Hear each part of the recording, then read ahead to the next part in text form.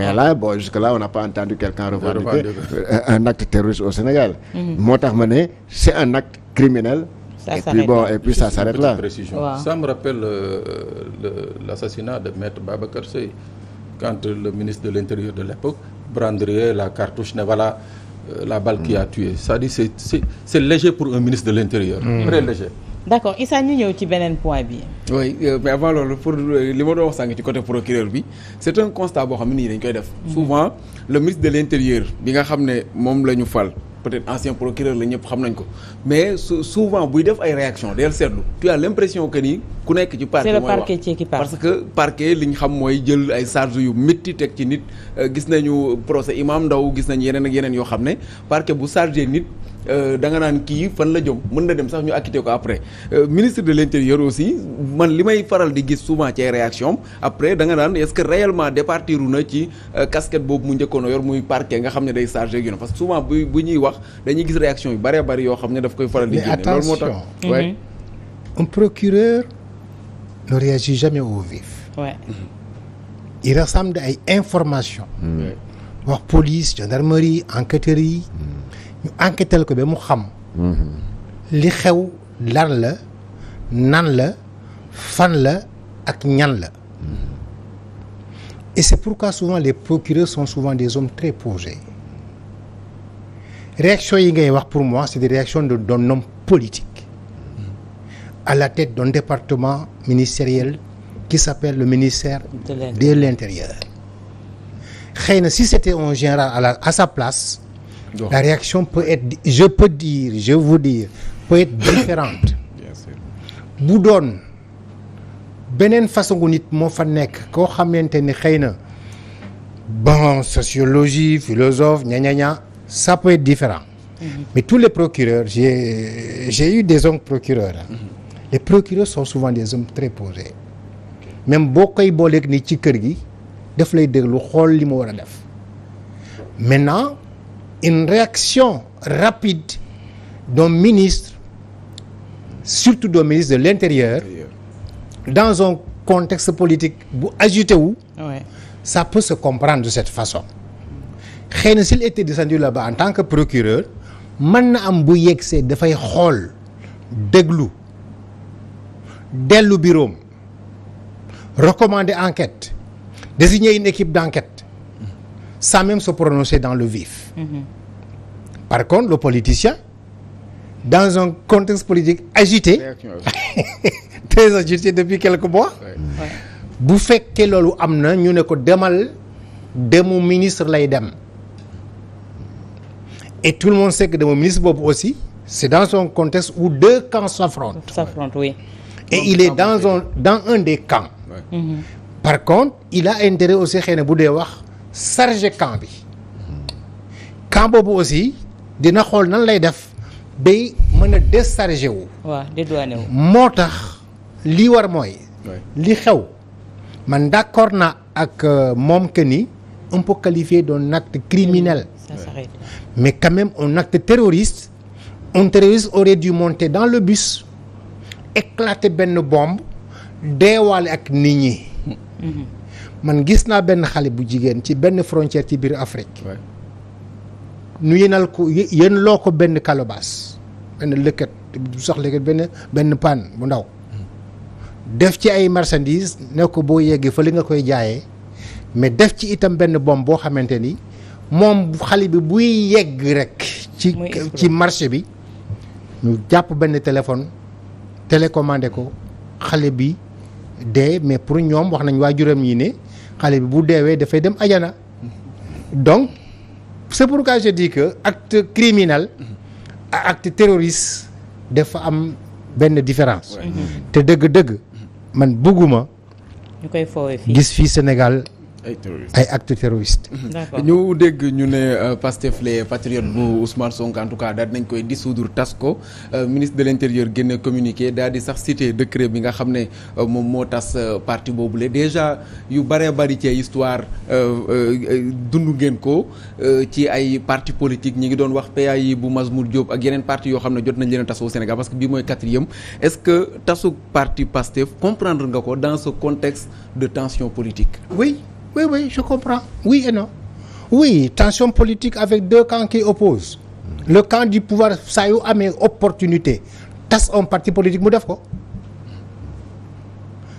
Tout régime bu janoog benn parti politique d'opposition bu ko teree nelaw buy am opposition buy am opportunité tas ko.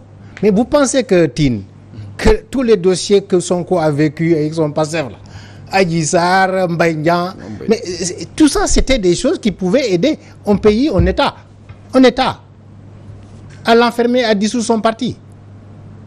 Et propos yi nga wax sànq ci ministre bi, il faut pas les sortir aussi dans le contexte d'un souci de dissoudre parce qu'on est en face de terroristes. Xëy na dans d'autres occasions on peut aller profondément dans l'analyse. Mais lii ni man bettuma. Parce que article 43, article 42 de la loi 65-60 modifiée. Très bien.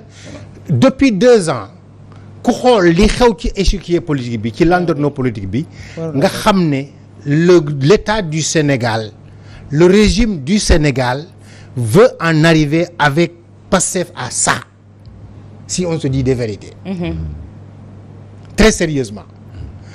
Je ne me prononce pas nag ci en faveur d'un tel cas. Ouais. Mais ce qui est arrivé, oui, je comprends que c'était ça que le régime, oui, c'est ça que le régime voulait.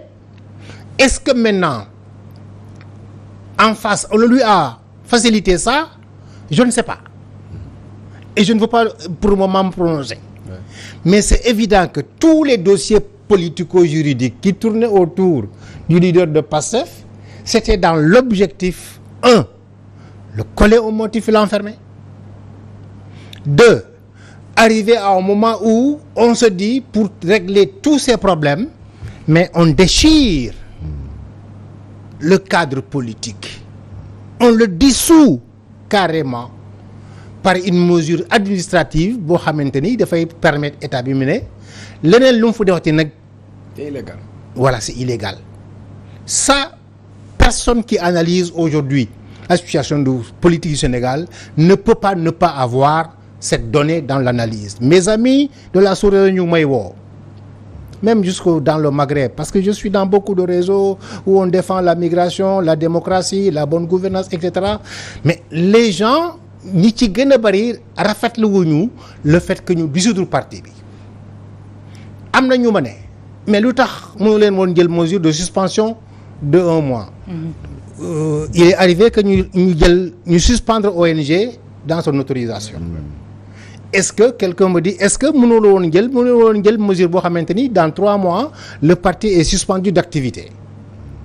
Après le parti est averti, il est réaverti, et après maintenant si malgré tout ça les mêmes constats ou les mêmes reproches que l'État continue à avoir se continuent, mën na am nu yegg bu boobaa ci dissolution bi. Mais dëgg-dëgg pour man c'est pas une mesure boo xamante ni dafay jox xar kanam gu rafet démocratie sénégalaise.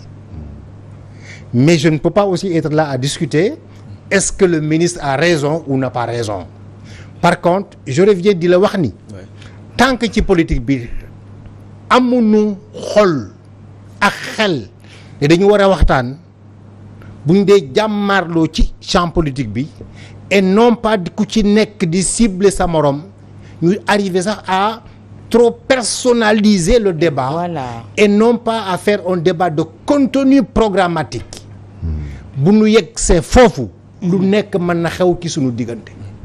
Mais doyen Mignane en peut-être 1 minute ou 30 secondes parce que waxtu bi xoj nañu yaa ngi wax ne bettu la parce que am na lu ko jalonné mais dañu ne loi dafa war a impersonnel suñu gisee loi contre le terrorisme bañ koy samp di ko taxawal ñu artu woon alerté mais yan socle la ñu utiliser également pour mener bataille politique boo xamante ne c'est des socles de la République qu'on a utilisé pour en arriver là tey jii est-ce que du loolu la ñu war a décrier proprement avant ñuy appesantir sur la bataille politique. Mais oui xam nga il y a 2 ans on avait fait des modifications ci code bi pour criminaliser terroriser ou de les manifestations ou juger que li terrorisme la.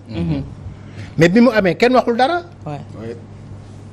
Ni les journalistes analystes ni la société civile critique ni les partis politiques dans leur ensemble ni tous les observateurs kenn waxul ne lii fi ngeen ko bëgg a jëmee rek baaxul.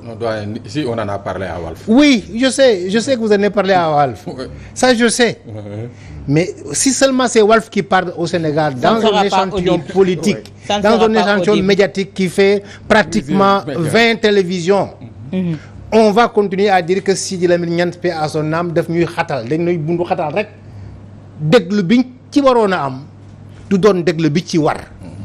Mais déglu goo xamante ni day doon déglu yow mii da nga ñu contre comme ni ko beaucoup policiers di waxee am sax dañu dem naan da nga ma bañ alors que bu ñu yeggee ci bañ loo ci politique ñàkk na ndodam.